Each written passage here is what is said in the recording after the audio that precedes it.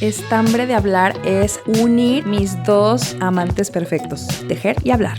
Y como comunicóloga de la vida, tengo muchas cosas que decir. Yo soy Claudia Castillo, fly para los amigos, tejedora de agujas y gancho, fotógrafa, mamá, reggaetonera crónica, feminista y todóloga curiosa de la vida.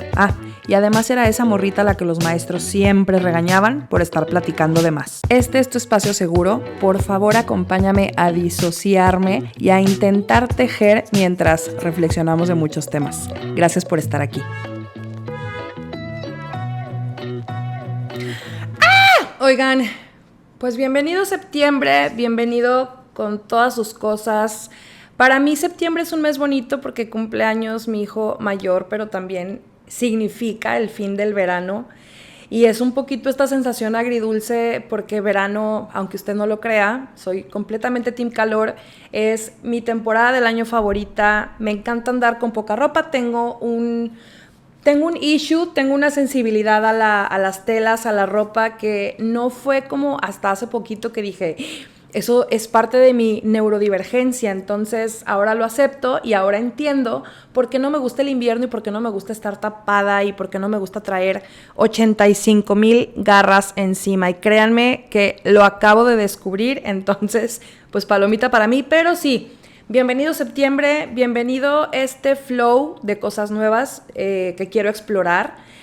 Estambre de hablar ha sido un proyecto tan bonito y un proyecto al que yo le traía demasiadas ganas en el pasado y me siento muy orgullosa de haberlo concretado. En agosto estuve un poquito perdida por las vacaciones de mis hijos, porque se me complicaba muchísimo por la dinámica el dedicarme un tiempo a solas donde no hubiera distracciones ni ruidos y grabar, pero ahora estoy aquí, lo estoy haciendo, lo estoy retomando y básicamente pues eso es lo que Estambre de hablar es para mí. Es un proyecto que no necesita exigirme nada, pero al que le quiero dedicar todo lo que soy. Y en este afán de dedicarle todo lo que soy, es que estuve pensando en cómo hacer la dinámica de Estambre de hablar un poquito más digerible, un poquito más atractiva, cambiar un poco las cosas, porque aunque usted no lo crea, de repente se me agotan las ideas para hablar, y lo que se me ocurrió es que a partir de septiembre, y que de hecho ya lancé la convocatoria en las redes sociales de Estambre de Hablar en Instagram, es que me acompañes, que si tú quieres platicar de algún tema en específico, no necesitas ser alguien famoso, porque luego creemos que para hablar en un podcast necesitamos ser famosos, y yo quiero brindar como esta oportunidad de que si tú tienes algo que contar, levantes la mano y me digas, oye Fly, yo quiero estar contigo en Estambre de Hablar, me interesa mucho platicar contigo, me interesa mucho que tengamos una sesión de preguntas y respuestas de donde hablemos de este tema. Entonces escríbanme, mándenme un DM a Estambre de Hablar en Instagram, así todo seguidito, y propónganme su historia. Ya tengo algunas sesiones agendadas en donde vamos a hacerlo a través de videollamada, en donde vamos a estar hablando con estas personas, estas mujeres, ahorita en su mayoría, todas, de hecho todas son mujeres, o personas que se identifican como el sexo femenino. Hay un ella, que me da muchísimo orgullo tener en este espacio, porque la conversación que vamos a tener con ella está padrísima, está increíble, pero eso va a ser, digamos que voy a tratar de hacerlo lo más, que será como secuencial posible. Pero si no es posible, vamos a tener unos episodios donde me sigan oyendo a mí hablar, y vamos a tener estos otros episodios donde yo platique con estas personas, y la dinámica va a ser súper random. Vamos a sacar preguntas al azar, pero también vamos a hablar de estos temas específicos que conciernen a cada persona que quiso venir y que aceptó la invitación a venir a este espacio. Entonces, bueno, en este preámbulo, pues les muestro que estoy retomando la cobijita que empecé a tejer con Estambre de Hablar. Una cobijita que ahí va, que es un pie de cama que estoy tejiendo para una personita especial, que la verdad es que voy súper mega lenta, con eso la voy a dejar por acá, porque lo que me trae hoy tiene que ver con este mantenimiento del estambre que a veces tenemos que hacer los y les tejedores. Y es algo que normalmente no se ve y que va súper de la mano con el tema que vamos a tratar hoy, que es todo lo que aprendí en terapia. Y es que para mí el tejido, y pienso en la terapia un poco, es como esta madeja de estambre que está enredada, que tiene muchos hilos y que el proceso de tejer y que el proceso también de ir a terapia es un poco esto. Ir abriendo nudos, ir ordenando un estambre, ordenando este hilo de ideas, este hilo de acontecimientos o este hilo de tomar decisiones. Y hoy quiero compartir contigo, y tengo mi acordeón porque me di cuenta a veces cuando yo escucho los episodios del podcast, me doy cuenta que a veces cantinfleo mucho, usted dispense, pero pues es mi parte TDAHosa, entonces pues no hay otra cosa que hacer. Así que yo ya empecé aquí a hacer mi bolita, van a ir viendo que voy a ir aumentando, espero, de manera exitosa, bastante exitosa, porque es una madeja grande, es una madeja gorda, pero que si yo no me tomo el tiempo de hacer esto ahorita, después va a ser peor. Y justo, eso es lo que pasa con la terapia. Les voy a platicar un poco como de mi experiencia personal con la terapia y las cosas que he aprendido, porque a veces creo que como adultos y como personas en general vamos cambiando y no somos la misma persona que fuimos hace 3, 5, 10 años. Y en mi caso particular tiene mucho que ver con el proceso terapéutico que viví, que estoy por retomar porque lo dejé como unos 6 meses, pero lo quiero retomar porque estoy abordando otros temas en mi vida personal y en donde necesito esa liberación, ese platicar con alguien que no me conoce, que no sabe nada de mí y que me puede ofrecer una visión imparcial de las cosas. Entonces les platico, yo comencé mi proceso terapéutico, este último que tomé con Ivonne, a quien le voy a dedicar este episodio. No estoy segura de que lo oiga, pero en muchos otros episodios ya he mencionado a Ivonne y al trabajo que estuvimos realizando juntas en terapia, y la verdad es que yo a la mujer le pongo casa. Cuando yo decido que necesito acudir a terapia, yo ya había tenido este acercamiento terapéutico con otros psicólogos y psicólogas en el pasado, pero yo creo que estaba ¿cómo se llama? Es que no sé cómo se llaman, como en estos estilos terapéuticos, abordé varios estilos terapéuticos que no me funcionaron. Entonces, yo estaba en un momento de crisis muy fuerte, matrimonial y familiar. Cuando me refiero a matrimonio, hablo de mi relación con Beto, en mi esposo, y cuando me refiero a relación familiar, incluyo a mis hijos, pero también incluyo al círculo externo, más allá de quienes vivimos en esta casa. O sea, mis papás, mi hermana, papás de Beto, parientes, etc. Entonces yo estaba en un proceso personal bastante complicado, donde estaba teniendo muchos problemas con Beto dentro del matrimonio, estaba teniendo problemas familiares, y también estaba teniendo como un bloqueo importante en mi trabajo. Y me sentía muy culpable y cargaba con mucha responsabilidad de que mi relación con un familiar ya no fuera lo que había sido antes, y esta persona no quería hablar conmigo de las cosas. O sea, esta persona se enojó conmigo y no me decía por qué se había enojado conmigo. Entonces yo cargaba con mucha culpa que me estaba provocando mucha ansiedad, y además estaba explorando el diagnóstico de mis hijos en este duelo que le llaman, de reconocer que pues tus hijos no son tan típicos, y de todas las implicaciones que tendría en mi vida personal, en mi autocuidado, en mi tiempo, en la manera de enfrentarme a la vida, etc. Entonces surge un problema. Muchos de mis problemas, de los problemas que yo tenía con Beto en la casa, eran en relación a la división de tareas y al establecimiento de estos roles de género dentro de nuestro techo, bajo nuestro techo. Entonces yo me acerco con una amiga, Anaís, que probablemente esté en uno de los episodios siguientes, Y yo le decía, porque Anaís es terapeuta, es psicóloga, y yo, Anaís, dame por favor terapia, necesito a alguien con un enfoque feminista, necesito a alguien que entienda las luchas y entienda lo que significa ser mujer y que no lo dé por sentado, porque creo que cuando hablamos de salud mental, se nos olvida a veces hablar de los contextos sociales, económicos, no sé, morales, políticos, del lugar en el que habitamos, y creo que es súper mega importante tenerlos en cuenta porque no es lo mismo hablar de salud mental cuando tienes casa propia, cuando no tienes deudas, cuando, ¿saben?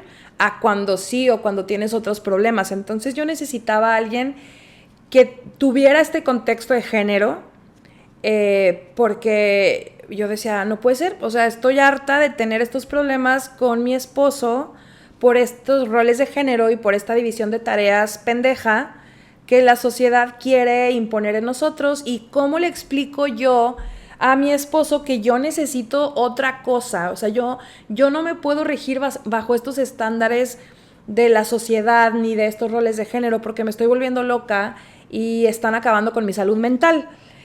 Entonces Anaís me dice, mira, yo no te puedo dar terapia porque soy tu amiga, porque te conozco, porque la manera en la que yo ya veo las cosas pues no es tan imparcial. Entonces te voy a dirigir con una psicóloga que conocí en un curso en línea, creo que estábamos en pandemia, y pues para que pues lo veas con ella. Y justo me pasa el contacto de Ivonne, que Ivonne sí, espero no equivocarme, pero creo que está en Hidalgo. Y yo al principio estaba muy, pues, escéptica porque ya había tenido otros procesos terapéuticos. Me dijo, oye, Ivonne es muy buena, es terapeuta cognitivo-conductual, y yo no sabía qué era eso de cognitivo-conductual. O sea, yo había escuchado de psicoanálisis, había escuchado de terapia psicológica sistémica breve, había escuchado de Gestalt, pero no había escuchado de terapia cognitivo-conductual.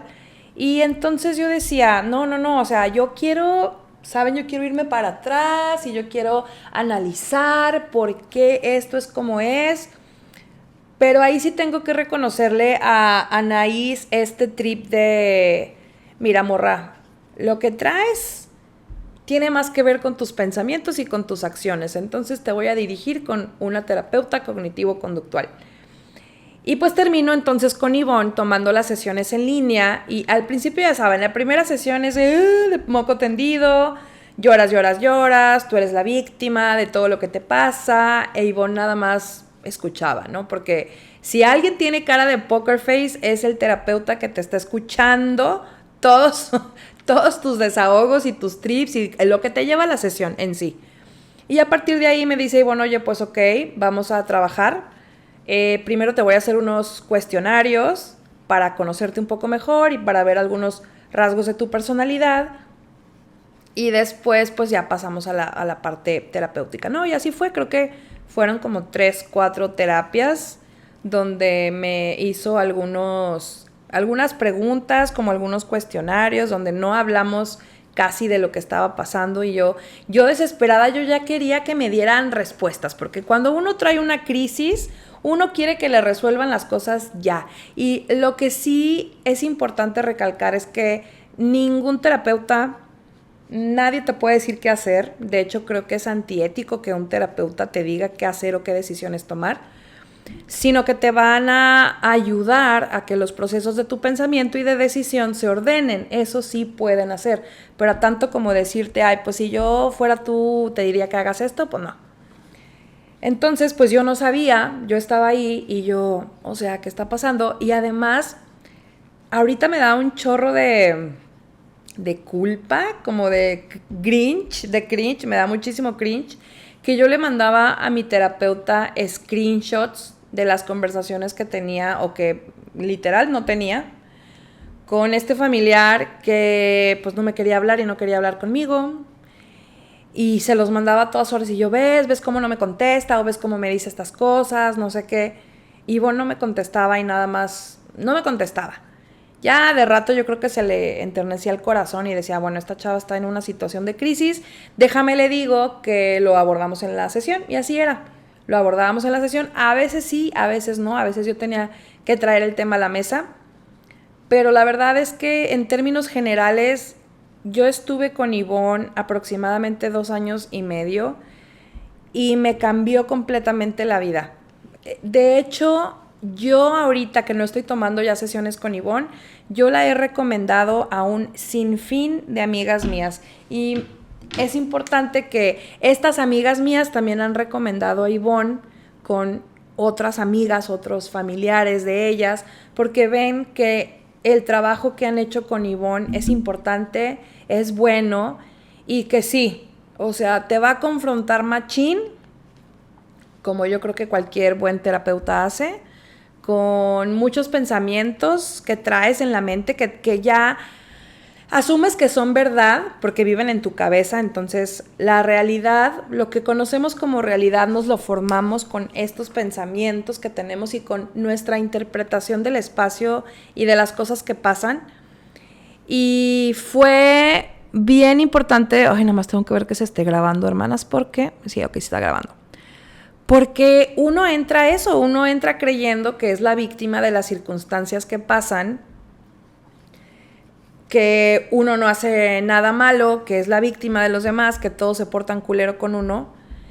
Pero realmente creo que el trabajo terapéutico también te enfrenta mucho con la responsabilidad que tienes tú en todo lo que te pasa. O sea, no eres una víctima, eres una persona que está navegando esta circunstancia y que se puede también generar herramientas para gestionarla y llegar a tierra, ¿no? O para procesarlas. Entonces, esa parte, y no sé si en los demás tipos de terapia suceda, pero al menos en la cognitivo-conductual, que después, ya cuando ya estaba funcionando, ya cuando yo estaba haciendo este trabajo con Ivonne, me pareció que era una terapia muy acertada a mis necesidades, porque la terapia cognitivo-conductual, tal vez yo no sea la mejor para explicar la definición, pero habla mucho desde los pensamientos y las acciones, no tanto analizar, no tanto mi mamá no me abraza porque en su infancia, no, o sea, esto es lo que te está pasando hoy, estos son los pensamientos que te están deteniendo hoy y estas son las acciones que puedes llevar a cabo hoy. Entonces creo que es una terapia muy aterrizada y que es muy útil en situaciones de crisis. No, o sea, ahorita estoy teniendo una crisis muy cabrona al respecto de este tema y qué puedo hacer o cómo la puedo enfrentar. Y creo que las herramientas que te va gestionando la terapia cognitivo-conductual te ayudan mucho a toma de decisiones y a ir como desmenuzando en la vida todas estas complicaciones de adulto. Para mí, que en algún momento fui diagnosticada con ansiedad y depresión, fue súper útil porque creo que parte del problema de mi ansiedad y mi depresión eran estos pensamientos intrusivos sobre la realidad que habitaba. Es este pensar en siempre estar midiéndote o basándote en la opinión de los demás, en lo que tú crees que es la opinión de los demás y en que no vales, en estos pensamientos de tú no vales, tu trabajo no sirve, eres una mala madre. Entonces me sirvió mucho para ir desmenuzando. Entonces hablemos un poco de exactamente cuáles fueron los aprendizajes, porque no me quiero desviar. Aquí los tengo apuntados, se los juro. Por eso estoy ve el iPad. El primer y más importante de los aprendizajes de mi terapia, de mi proceso terapéutico, fue, y que yo le decía a Ivonne, hasta me lo quiero tatuar en el brazo porque esto me va a servir bien cañón en la vida. Es cómo poner límites asertivos. Cuando hablamos de asertivos, significa cómo comunicarlos de una manera que no suenen agresivos, pero que sí estén comunicando el límite que quieres imponer. Porque creo que a veces nos da miedo o tenemos este pensamiento de, o sea, No quiero ponerle un límite a mi familia, a mi esposo, a mis hijos, a mi pareja, a mis compañeros de trabajo, porque no quiero parecer agresiva, agresivo, agresiva. Y la palabra asertivo, asertiva, a mí me sirvió muchísimo porque yo decía, ok, tengo entonces que ser fiel y que ser congruente al límite que quiero poner, pero tengo que aprender a comunicarlo de una manera que la otra persona realmente me escuche y no lo descarte por la forma en la que se lo estoy diciendo. Y básicamente lo mejor para poner límites que me enseñó Ivonne, que a lo mejor si lo oyen aquí es muy simplista, digo, igual lo pudieran aplicar, pero pues a mí me costó, todos los aprendizajes me costaron sesiones de terapia y ahorita yo ya te las puedo deshebrar y decir fácilmente porque pues las trabajé 2 años. Lo cual no significa que, ay, es que no puedo, ¿cómo lo puedes hacer? Bueno, pues es que lleva un proceso, es un proceso terapéutico, no es magia. Y que también eso a veces creemos, ¿no? O sea, ay, ya, voy a leer un libro de autoayuda, o escuchar estos tips de Fly y ya, se me va a abrir la vida y iluminar el alma. No, hay un trabajo que se hace, pero yo te los comparto por si te sirven, por si la reflexión te llena y te ilumina una parte del cerebro, perfecto. Entonces, esto de poner límites era siempre decir la situación actual y lo que te molesta. Por ejemplo, yo el problema más grande que tenía con Beto era, les decía, esta repartición de roles, era por qué yo tengo que llegar de trabajar y todavía ponerme a limpiar la casa cuando yo te veo que tú llegas, estás en el celular descansando. Entonces, a mí me hacía pensar que a Beto le valía madre y pues que yo no le importaba, que yo no me quería y que obviamente él estaba muy contento con la idea de pues tenerme de esclava. Así todo como lo escucharon, así era. Entonces, un límite, ok, ¿qué es lo que yo quiero? Yo quiero que cuando él llegue, él vea qué cosas están desordenadas o sucias en la casa y que las limpie, porque para mí el que lo limpie y el que lo haga antes de que yo llegue es un detalle de que me quiere, es un te quiero y como sé que para ti el orden es importante, lo voy a hacer. Entonces, punto número 1 es la situación actual y cómo me hace sentir. Entonces, oye, yo a veces llego del trabajo, hay que ser muy cuidadosos en el lenguaje, o sea, no meterle interpretaciones, sino explicarlo realmente de la manera más imparcial que podamos. Entonces era, oye, yo llego del trabajo y veo la casa sucia y te veo descansando y la verdad eso me hace sentir enojada. Ya puse lo que está pasando sin interpretaciones, y es que a ti te vale madre, y es que sin un reclamo, sino solo I state what I see, o sea, yo llego a la casa, tú estás sentado y la casa está sucia y eso me hace sentir enojada. Hasta ahí vamos bien. Después sigue comunicar el comportamiento que tú esperas. O sea, a mí me gustaría que si tú llegas primero, ordenes cosas que veas sucias o desordenadas, porque ¿cuál es el beneficio? Que esto que tú esperas, este comportamiento esperado, ¿qué va a traer en ti o qué va a traer en la relación? Porque creo que eso me ayudaría a sentirme menos molesta y al final mejoraría la relación que tenemos entre nosotros. Entonces, digo lo que veo, digo cómo me hace sentir, cuál es el comportamiento que yo espero y si se cumple ese comportamiento esperado, ¿cuáles son los beneficios que tanto tú como yo vamos a obtener al respecto?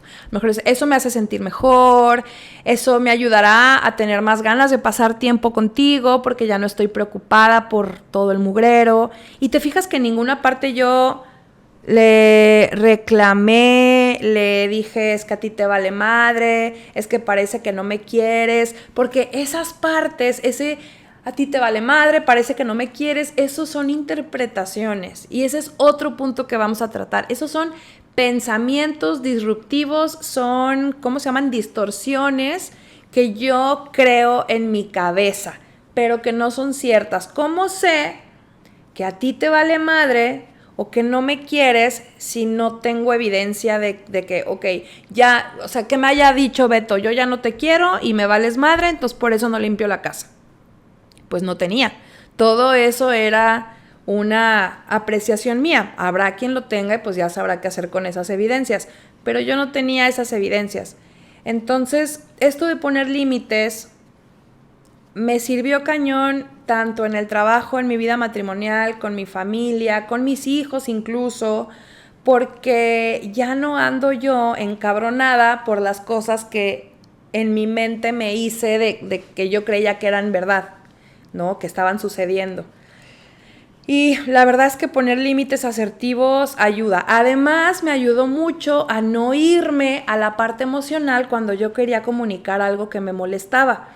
O sea, te voy a pedir que no toquemos este tema porque cuando lo tocamos yo me siento incómoda y me enojo, y creo que si no lo abordamos o lo abordamos de manera diferente, esto va a ser más benéfico para la relación, no sé. Entonces, poner límites asertivos, o sea, 10 de 10, 1000 de 10. Y creo que porque cuando me puse a pensar en esta lista de aprendizajes de la terapia, fue la primerita que se me vino a la mente y se los juro que me la voy a tatuar en algún lado para que nunca se me olvide este proceso porque para mí ha sido mega útil. Ahora que también aprendí en terapia que cuando tú pones límites, porque a veces uno, no, ya, o sea, la teoría ya la tengo, ya puse límites asertivos, lo comuniqué como me dijo la terapeuta, porque la otra persona no los acepta, porque la otra persona no los quiere seguir, porque no los respeta. Y también ese es un aprendizaje que me dio la terapia, que me dio Ivonne, la terapia cognitivo-conductual, pues es que cuando tú pones un límite, erróneamente pensamos que el límite es para los otros. Erróneamente pensamos que los límites son para controlar lo que el otro dice, hace, piensa o deja de hacer. Los límites son para nosotros. Si yo pongo un límite, no es un límite donde yo quiero forzar a que tú te comportes de cierta manera. Es un expresar hasta dónde voy a llegar yo. ¿Sí me explico? El límite es para mí. El límite es decir, hasta aquí y esto es lo que a mí me gusta.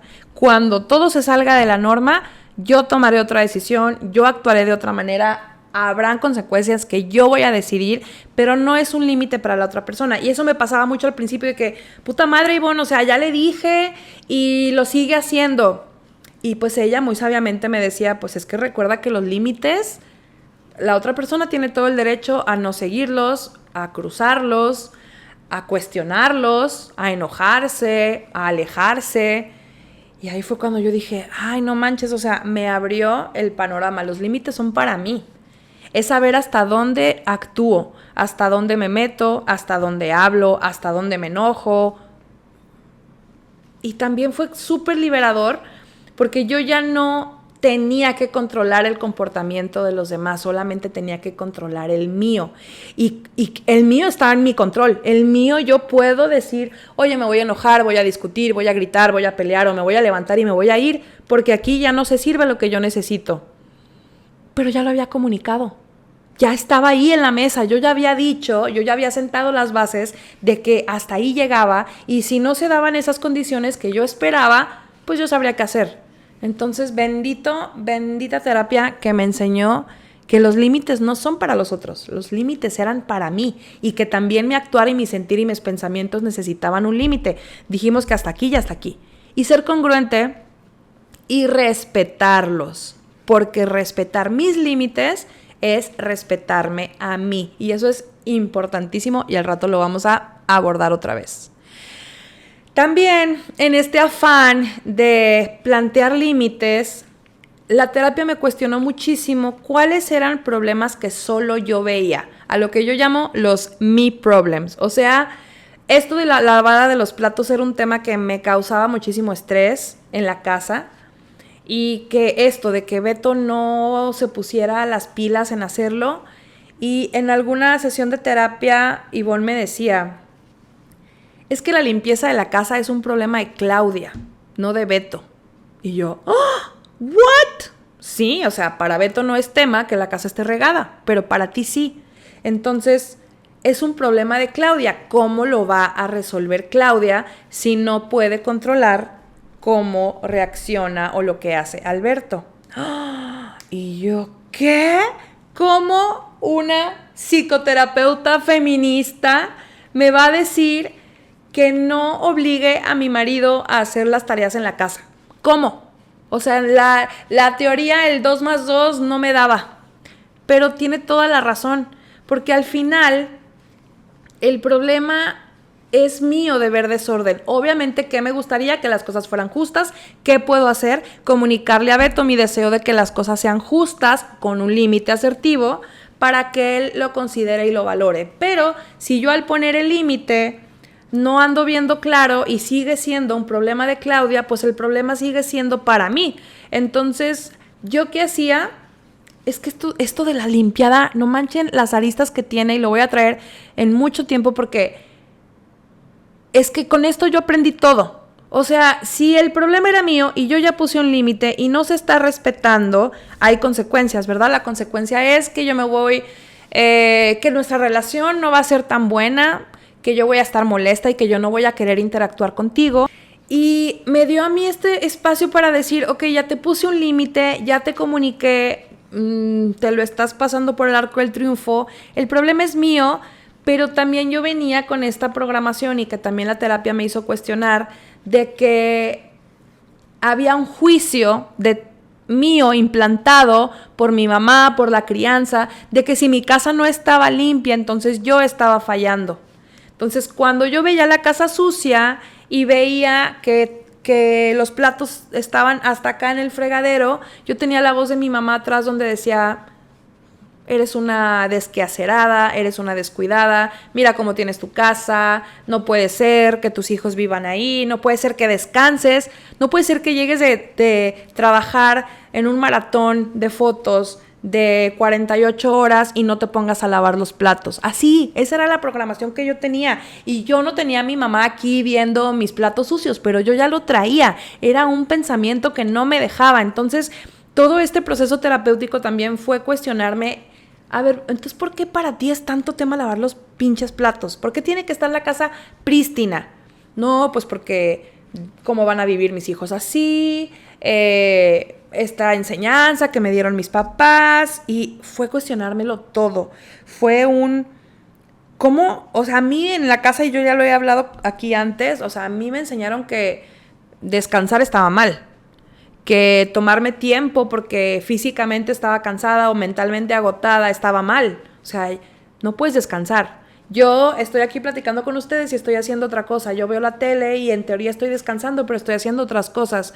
Me cuesta mucho descansar. Y entonces también cuando evaluábamos esto de la lavada de los platos y los roles de género en la casa sobre la limpieza, era pues que esté la casa sucia. O sea, organícense en un tiempo en el que lo van a limpiar y cúmplanlo. No tienes que estar limpiando todo el puto día. Y la verdad es que descansé. Hicimos Beto y yo una repartición de labores y él me decía, yo los voy a lavar a mi tiempo, sí los voy a lavar, pero no necesito que estés presionándome a cada rato que si ya los lavé, porque quieres que lo lave en tu tiempo y en tus horarios y en tu exigencia. Lo voy a hacer cuando yo pueda. Y yo así, ¡ala! Y sí, y funcionó, lo hace. Yo ya no cocino. En mi casa él cocina, yo lavo los platos, él saca la basura, él va por los garrafones. Y yo ya no tengo que estarle diciendo detrás que lo haga, porque él respetó mi límite, él puso de su parte, él me encontró en un punto medio, yo puse el límite, le dije, aquí quiero que estemos, y él se movió, que también esa es otra. Claro que implica movimiento de la otra parte, claro que implica voluntad, pero a lo que voy es que yo dejé de tomármelo tan como una afrenta personal, como que me lo estaba haciendo a mí porque le valía madre este matrimonio y porque no quería poner de su parte. No, hermanas, cambió mi vida y cambió mi relación con Beto y cambió cómo nos comunicamos. También, por ejemplo, me ha servido mucho para cuando sucede al revés, donde Beto me quiere a ser responsable de cosas que son suyas, enojos que son suyos, frustraciones que son suyas, yo puedo hablarle y decirle, eso no es mío. Eso no es mío y tú no te puedes molestar de esa manera. Y hablar sin llorar, hermanas. Yo ya le puedo decir sin llorar, eso que tú me estás diciendo, eso es tuyo. No me corresponde, yo no lo voy a solucionar. ¿Saben? O sea, se oye muy mamón, pero sí me ha ayudado mucho porque a veces yo también me sentía culpable de algunas cosas que me decía o se encabronaba conmigo y me dejaba de hablar unas horas porque así es Beto. Y yo en un tiempo atrás era, no manches, ¿cómo le hago para que me vuelva a hablar? Ya le pedí disculpas, bueno, lo voy a hacer yo. No. O sea, yo ahora digo, pues se le quitará eventualmente porque no es mi responsabilidad su estado de ánimo, ni que no le guste el límite que hayamos impuesto. ¿Saben? O sea, te liberas, hermana, de esas manipulaciones y que todos lo hacemos, ¿eh? O sea, tampoco crean que Beto es el peor esposo del mundo, todos lo hacemos. Pero me ayudó a verlas con ojos distintos. Y también otro de los temas que yo hablaba mucho en terapia y que yo también decía, claro, una terapeuta feminista me va a dar completamente la razón, donde yo le decía que a veces no me sentía como tan conectada con Beto porque no podíamos hablar de ciertos temas. Siento que Beto, muy privilegiadamente, y que ya lo hemos hablado, no crean que no lo sabe, ocupa este lugar de hombre cis, heterosexual, blanco, estudiado, que pues es habitar su privilegio, ¿verdad? Entonces a veces hace chistes o hace comentarios con los que yo ya no estoy de acuerdo porque yo ya llevo rato deconstruyéndome muchas ideas y leído muchas cosas y no quiere decir que sea superior, sino simplemente soy como diferente en su manera de pensar. Y yo le decía, yo no puedo tener ya una conversación con Beto de cosas como muy profundas porque pensamos súper diferentes y me presentó lo que es yo creo que el otro gran aprendizaje de la terapia con Ivonne y de esta terapia cognitivo-conductual, lo que es el menú relacional. O sea, que cuando tú te relacionas con la gente, no necesariamente pareja, pues hay como un set de opciones, ¿no?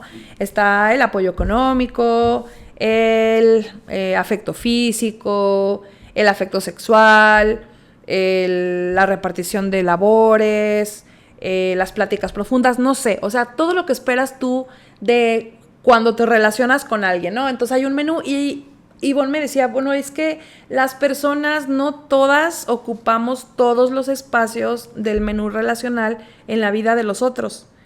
O sea, por ejemplo, a lo mejor tú con tus amigas pues ocupas el nivel de pláticas profundas, pero no ocupas el de afecto físico, afecto sexual, ¿no? O no sé, intimidad sexual, no sé cómo se diga, porque decir afecto sexual está raro, pues podemos tener relaciones sin afecto, ¿no? Y esto del menú relacional también cambió mi vida porque entonces yo ya pude ver, ok, no todas las personas te van a dar todo y no todas las personas te van a querer como tú quieres.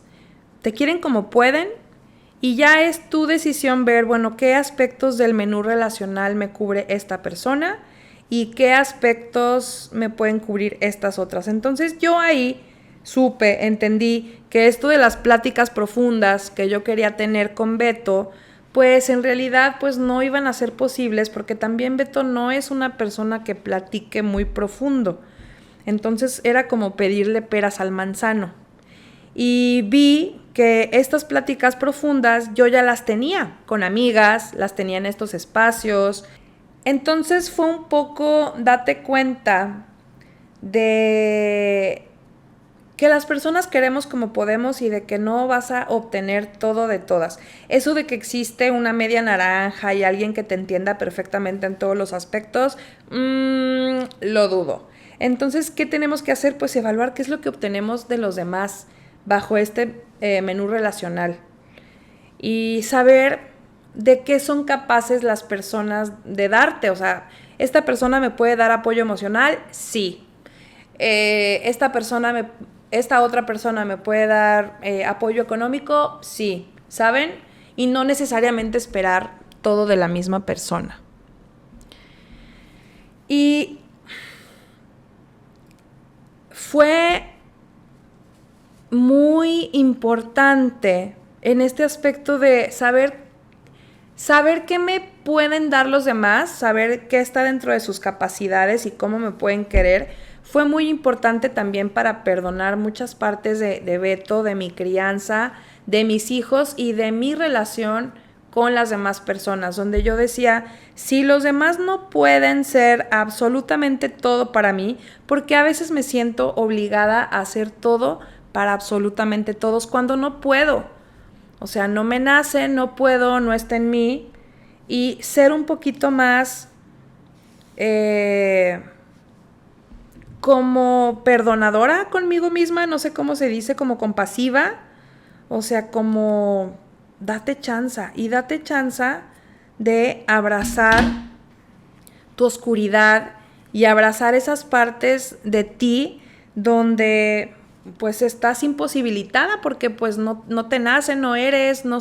Entonces también es esta parte de abrazar mis sombras y de reconocer que yo también fallo y que es natural fallar, que soy humana, que no nadie me está pidiendo ni exigiendo la perfección, aunque yo a veces crea que sí. Y que eso, que no necesito ser perfecta y que además, pues si alguien, esta persona que no me hablaba y que no quería tener pues nada que ver conmigo, de mi familia, todavía pues sentía o pensaba lo que pensara de mí, pues que también como que yo me perdonara y que viera que pues eso es una cuestión personal y que estaba bien. O sea, que a veces las personas podemos no entender la manera en la que nos observan los demás, pero que también no somos esa manera en la que nos ven los demás, ¿no? O sea, como que somos un poquito más complejos que eso. Y en ese afán de perdonarme un poco por mis fallos con otras personas, fue también que entendí que era válido y necesario reconocerme las pequeñas cositas que yo iba haciendo por mí. El proceso terapéutico, el trabajo semanal, diario, de poner límites. A lo mejor las otras personas no lo verían o no lo considerarían importante, pero yo lo hacía por amor y lo hacía por mi bienestar. Y ese mi bienestar, aunque sea egoísta, pues es supervivencia. Y creo que mientras no andemos por ahí jodiéndole la vida a los demás, es mega importantísimo que veamos por nosotros primero, que establezcamos nuestro sí proceso terapéutico, pero también nuestras herramientas para gestionar cosas que creemos que son ciertas, gestionar situaciones de vida complicadas, crisis, traumas, y que siempre voy yo primero. Muchas de las cosas que cuestioné en terapia es el sentimiento de la culpa, del deber ser, de las expectativas que los demás tenían en mí y de cómo se supone que yo me tenía que comportar. Ya acabé la bola morada, ahora voy con la otra. O sea, esta parte de, sí, de pues así como los demás no pueden ser las personas que yo quiero que sean, pues yo tampoco puedo ser la persona que esa gente espera que yo sea, porque pues es imposible. Y también tengo que reconocerme y ponerme la estrellita de todos los avances que he logrado por mis propios méritos, porque también a veces yo era muy juzgona para mí misma, de nada, no estoy haciendo nada y lo pudiera hacer mejor, y la ansiedad, y me levantaba en la noche pensando. Y me decía, Ivonne, tranquila, lo estás haciendo bien, has avanzado, no eres la misma persona de antes. Entonces, tener a esa Pepita Grilla detrás de mí diciéndome, estás avanzando, lo estás haciendo bien y además lo estás haciendo sin el afán de joder a nadie, solo por ofrecerte como una mejor persona con los demás, pues ponte esa estrellita, ¿no? Y que también como madre de 2 niños neurodivergentes, donde de repente ya me tenían saturadísima y me tenían pues mal de la mente, donde yo ya quería encerrarme en un cuarto y llorar, siempre me decía, Ivonne, tienes que buscar espacios que sean solo para ti y que sean de cuidado y que no involucren para nada a tus hijos. O sea, salirte, viajar, hacer tus cosas, ir a tu clase de baile, ¿qué estás haciendo para ti? Y ese recordatorio de que yo tenía que hacer cosas para mí en el afán de sobrevivir, también fue lindo escucharlo de una terapeuta, porque creo que también como mamá, y perdónenme por hacer esta distinción, me cagan las personas que hacen esas distinciones de, bueno, es que ahora que soy mamá, pero realmente sí, o sea, en este caso aplica porque generalmente quienes somos mamás convivimos a diario con la culpa de todo lo que no hacemos o dejamos de hacer, porque pues tenemos esto ya tatuadísimo de que los niños deben ser nuestra prioridad número uno. Y si no lo hacemos, estamos sujetas a que los demás puedan venir a opinar, que fue en mi caso, esta opinión de mis papás pensaban que yo era una madre negligente con mis hijos, que era tal vez una descuidada por tener mi casa regada, etcétera, etcétera, etcétera. Y darme cuenta que para que mis hijos estén bien, necesito estar bien yo primero, me funcionó y me cambió la vida. Entonces ahora soy muy sabia en decir y en poder comunicar de maneras asertivas a mi esposo cuando estoy saturada y cuando ya no quiero ver a mis hijos porque en 3 patadas les voy a empezar a gritar, cosa que no quiero. Parte de ir a terapia es romper patrones. Y me ha ayudado mucho también a este proceso de realmente darme espacios para mí, para hacer mis cosas, para descansar en este afán de poderme ofrecer mejor a mis hijos después, en un futuro, sin culpas, sin lamentos, sin creerme estos juicios de la sociedad o de mi familia. Y creo que al final la terapia me ha ayudado a ser más libre porque realmente puedo ver qué está en mis dominios, qué está en mi control y qué no. Como estos diagramitas, ¿no? Pero asimilarlo me da bastante paz. Yo ya sé que cuando alguien se enoja por algo que yo hice, que yo no lo hice con la intención de lastimarlo, me lo pueden decir y tampoco me lo voy a tomar como una afrenta. Y también puedo ver desde dónde está hablando esa persona, ¿no? Entonces, no sé, me ayudó muchísimo a sentirme más libre y más cómoda en la piel que habito y la persona que soy, con todo y mis sombras y mis partes malas.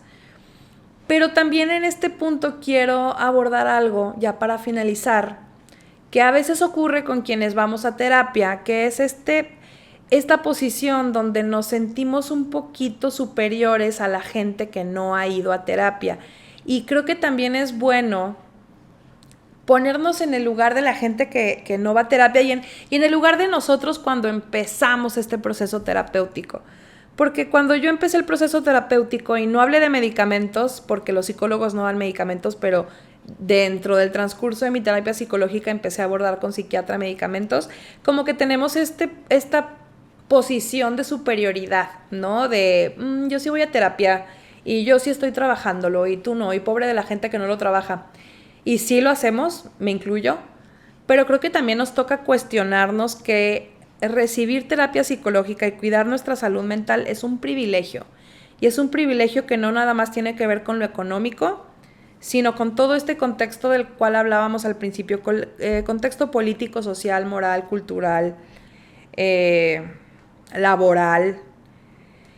Y que bueno, no quiero que tomen este episodio como que habito este privilegio y me creo superior a otros por haber ido a terapia. Solamente es como una invitación a que sí pueden, ya acabé mis 2 bolitas, a que sí pueden ustedes buscar este apoyo de cuidar su salud mental, lo hagan y lo tomen en cuenta porque es una inversión. Hay muchos psicólogos y muchos centros que ofrecen terapias psicológicas, no necesariamente cognitivo-conductual, sino de otros estilos. Si te sientes más cómodo, intentando otros estilos. Pero sí funciona mientras hagamos el trabajo, mientras nos dejemos cuestionar y nos dejemos enfrentar y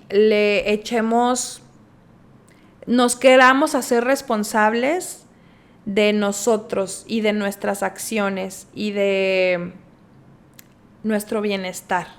Porque si seguimos pensando que nuestra felicidad está en manos de los demás, lo que los demás dicen, hacen y dejan de hacer para conmigo, entonces yo me vuelvo una víctima de las circunstancias y soy una veletita en el agua de los deseos de los demás.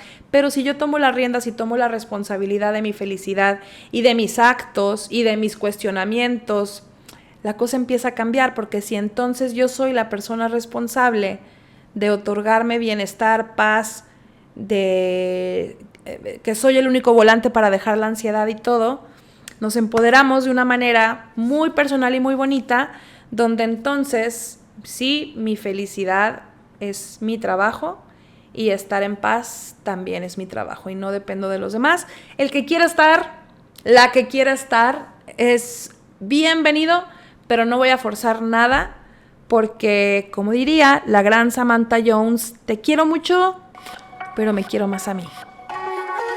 Gracias por acompañarme en una edición más de Estambre de Hablar. Si quieres ver mis manos y lo que estuve tejiendo en este episodio, te invito a que le des like y te suscribas a mi canal de YouTube en @lafly con doble I latina al final. Y si acaso prefieres, puedes también seguirme en Instagram en @estambre de hablar. Nos escuchamos pronto.